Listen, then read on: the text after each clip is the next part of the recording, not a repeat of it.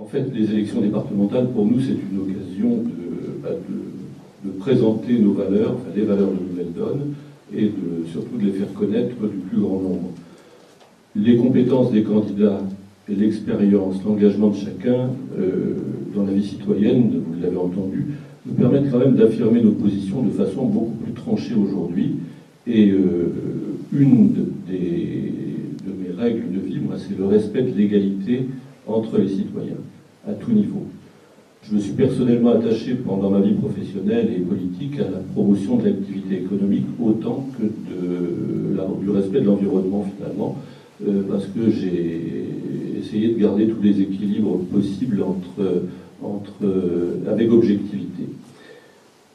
Une assemblée élue, comme le Conseil général ou n'importe quelle assemblée dans une collectivité, doit être garante de l'égalité entre les citoyens sans chercher à favoriser tel ou tel pour des raisons qu'on ne connaît pas toujours et qui ne sont pas d'ailleurs toujours évidentes ou même contestables. On ne sait pas le pourquoi des choses.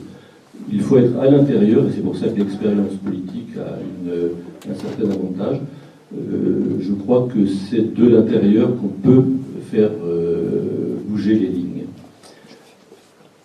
Dans notre département, à mon avis, les conseillers qui sont élus doivent être les défenseurs de l'égalité de traitement entre les villes et les campagnes.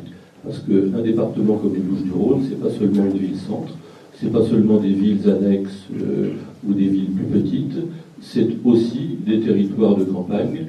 Et moi, ce que je défends tout le temps, c'est... je refuse, en fait, je défends pas, je refuse la France à deux vitesses, mais aussi je refuse un département à deux vitesses. Et ça fait partie des choses que nous essaierons de faire passer au niveau du Conseil général, enfin du Conseil départemental, dans la mesure où on sera élu. Tout ça, ça ne peut pas se faire sans transparence. Donc c'est un des sujets sur lesquels on reviendra, et on revient souvent à Nouvelle-Donne.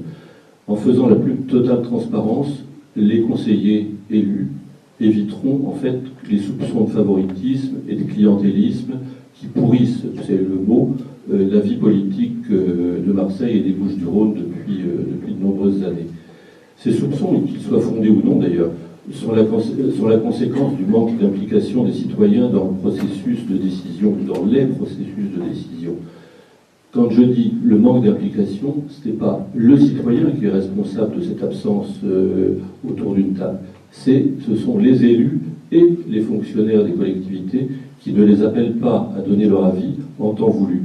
On fait de la consultation pour la forme, les enquêtes publiques, on remplit des feuilles de cahier devant un enquêteur public qui est souvent un ancien fonctionnaire de la SNCF pour vous parler d'urbanisme, et que il n'a aucune compétence particulière, il est là pour écouter. Mais son avis n'est que consultatif.